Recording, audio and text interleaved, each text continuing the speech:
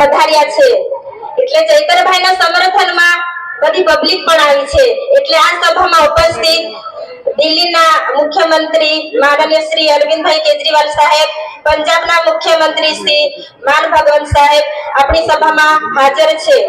હવે દુઃખ સાથે કહેવું પડે છે કે આપણી વચ્ચે ધારાસભ્ય તો નથી, પણ હું જ્યારે 2 દિવસ પહેલા મુલાકાત માટે ગઈ હતી તો સાહેબ દ્વારા મેસેજ આપવામાં આવ્યો છે, ભલે હું ત્યાં હાજર નથી પણ મારા વતી મારા લોકોને મેસેજ પહોંચાડજો, એ વતી હું આજે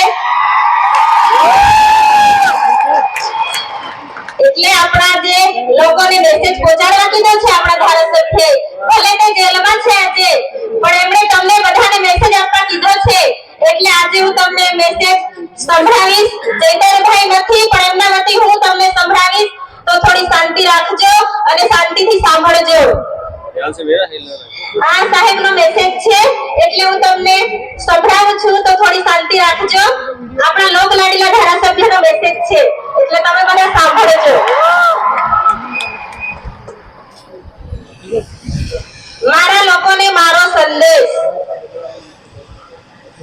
આમ આદમી પાર્ટીના રાષ્ટ્રીય સંયોજક દિલ્હીના મુખ્યમંત્રી શ્રી અરવિંદ કેજરીવાલજી, પંજાબના સરદાર મુખ્યમંત્રી શ્રી ભગવંત માન સાહેબજી, મહાસચિવના સંદીપ પાઠકજી, પ્રદેશ પ્રમુખ ઈસુદાન ગઢવી, પૂર્વ પ્રમુખ ગોપાલભાઈ ઇટાલિયા, મહામંત્રી મોનોજભાઈ સોરઠિયા, કાર્યકારી પ્રદેશ પ્રમુખ, ધારાસભ્યશ્રીઓ, તમામ પદાધિકારીઓ તેમજ મોટી સંખ્યામાં અહીં ઉપસ્થિત યુવાનો, વડીલો અને માતા બહેનોને ચૈતર વસાવાના જય આદિવાસી, જય જોહાર।